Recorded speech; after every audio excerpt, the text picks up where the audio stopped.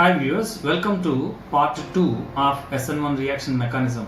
In this part 2, we are going to focus on the factors affecting SN1 reaction and also various critical examples of SN1 reaction involving ring expansion, rearrangement, and also what happens if an optically active substrate is taken in SN1 reactions.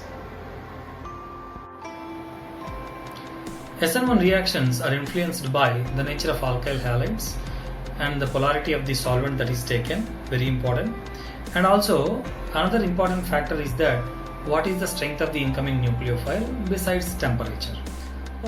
Okay, those alkyl halides which are able to produce a very stable carbocation by the heterolytic cleavage of carbon halogen bond generally prefers SN1 path. Not only that, generally polar protic solvents which stabilize the ion pair that is formed also prefer SN1 path. Generally weak nucleophiles prefer SN1 path compared to strong nucleophiles. Mind you, there is a difference between nucleophilicity and basicity. They are not one and the same because nucleophilicity varies with the solvent that is chosen. We shall discuss this nucleophilicity and also basicity in another module of mine. What happens in SN1 path if we take an optically active alkyl halide? Generally, when an optically active alkyl halide is taken as a substrate for SN1 reactions, then what happens is that we are going to get a racemized product.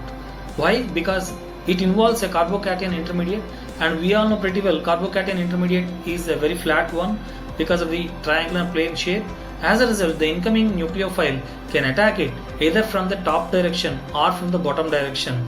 Therefore, there are equal possibilities of formation of retention product and also inverted product. As a result, the product formed is a racemic mixture.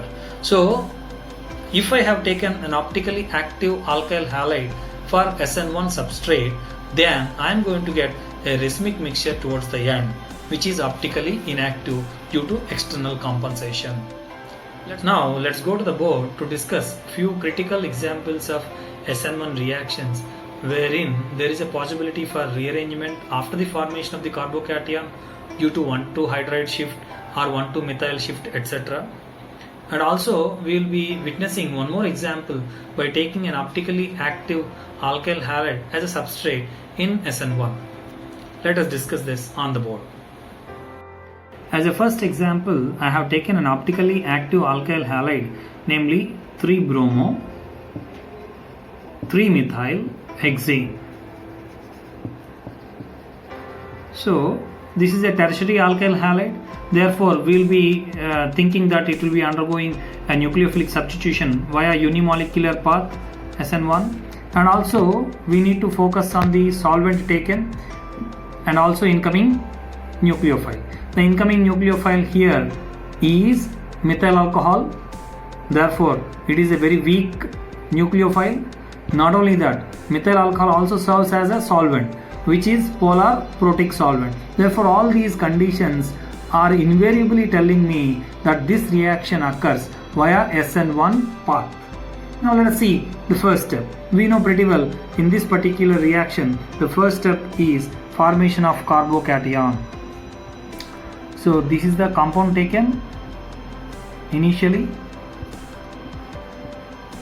and this itself undergoes a cleavage like this heterolytically, giving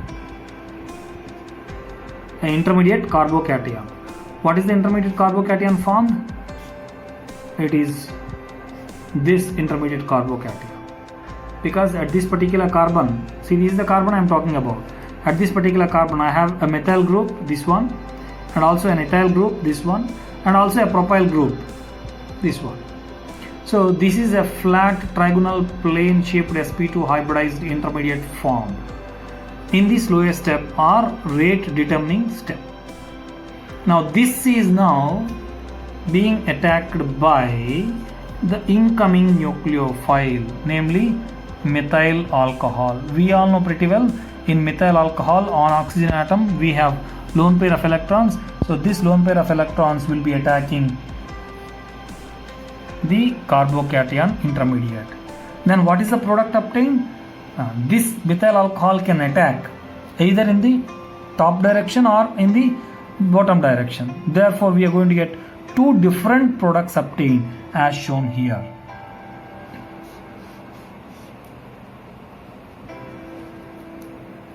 OHCH3 plus, indicating the bottom attack of the methyl alcohol,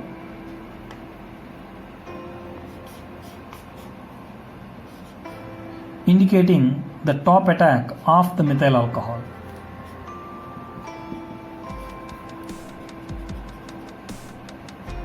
Like this.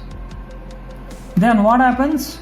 We are going to have a fast step wherein the base comes and takes off this particular proton, because the oxygen with a positive charge is never stable, loses a proton by the approach of the Br minus ion or solvent, leading to the formation of this product.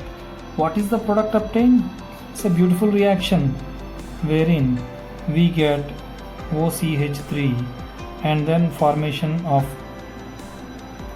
a racemized product like this.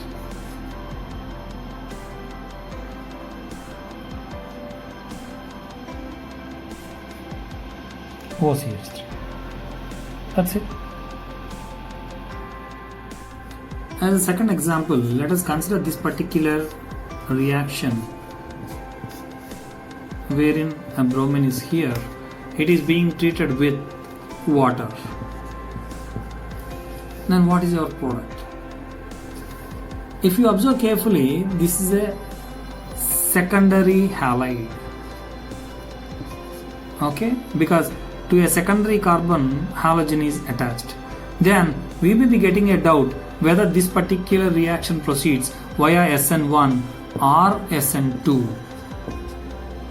But by focusing at the solvent, which is polar protic, and also the incoming nucleophile, namely water, which is a weak nucleophile, we can say that this reaction proceeds via only SN1 but not SN2, because SN2 requires a polar aprotic solvent and also a strong nucleophile.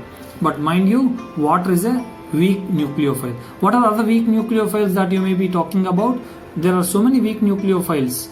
One is water, like acetic acid, methyl alcohol, methyl thiol, etc. These are all weak nucleophiles. So a weak nucleophile generally prefers SN1. So if this reaction occurs via SN1 path, then we know pretty well, initially in the first step, the bromide ion goes and produces a carbocation intermediate as shown here. So this is the carbocation intermediate that I am going to get. So with the elimination of bromide ion, and polar protic solvent will basically stabilize both the carbocation as well as bromide ion that is observed here. That we have already seen in the mechanism. Now this carbocation is a secondary carbocation. So therefore, if there is a possibility, this secondary carbocation undergoes a rearrangement like this, because it has a possibility for 1,2 methanide shift. We have two methyl groups here. So one of the methyl groups can be shifted like this, resulting the formation of a positive charge here. Let us write down that structure.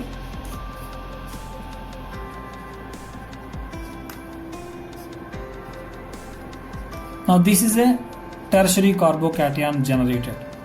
So tertiary carbocation. So therefore this is more stable compared to this, hence this type of rearrangement occurs in SN1 type of reactions. Now this carbocation is being attacked by the incoming nucleophile in the fast step. This is the slowest step.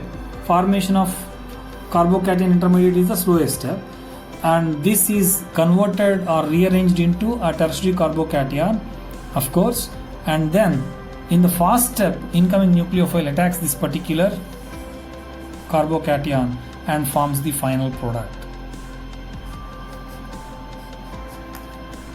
CH3 OH CH3 like this.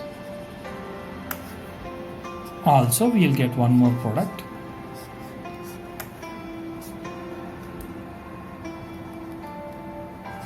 OH with a CH3 like this. So these are the two products that we are getting. Very important reaction. Here we need to focus on the stereochemistry and also the rearrangement. So both are involved here in this example. In this example 3, he has taken an alkyl iodide.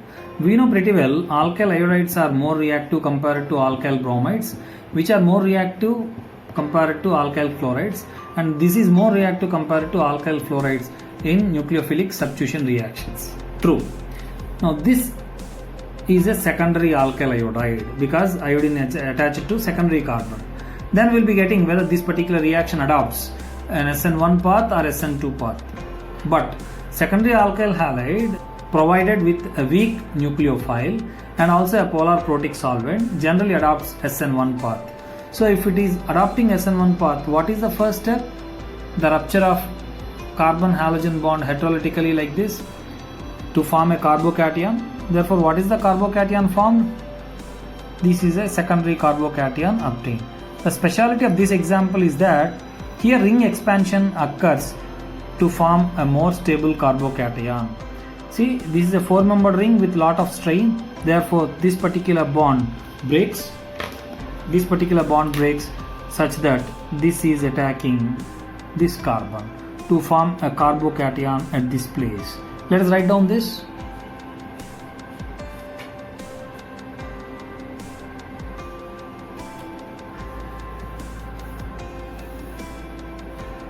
Let us write down this.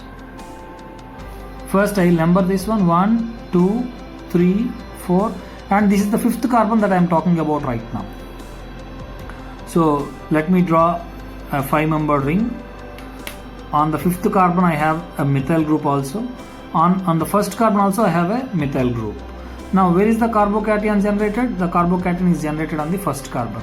So 1, 2, 3, 4, 5, and on this 5th carbon I have a methyl group. This is the methyl group that I am talking about.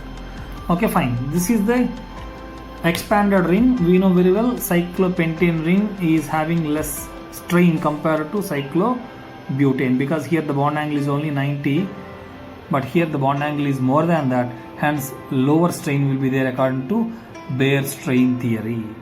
Now this is the slowest step where the rearrangement is also occurring, and towards the end the incoming nucleophile, in this case namely water, comes and attacks on the carbocation in a fast step to generate the final product.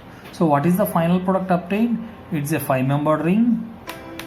After deprotonation I am writing the final product, namely OH here, a methyl here. Very, very important. And moreover, this is optically active.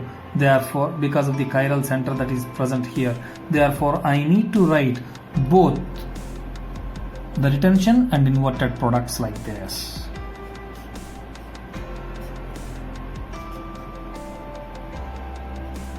OH plus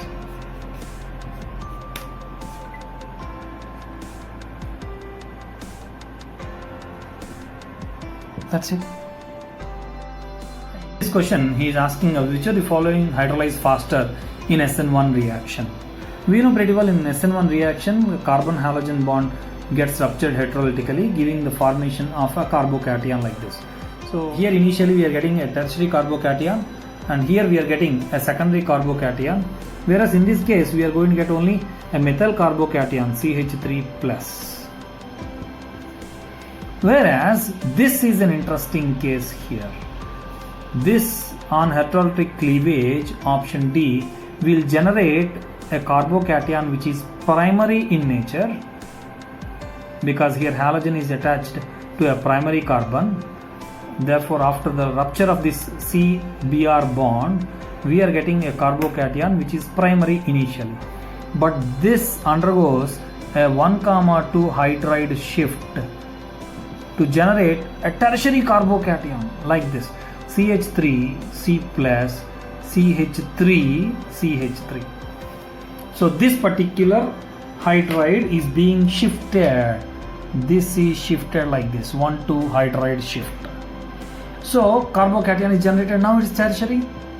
Therefore, if somebody asks you what is the order of hydrolysis of these 4 compounds, then your order should be A greater than, B greater than, D greater than, C, but not A greater than, D greater than, B greater than, C. Wrong.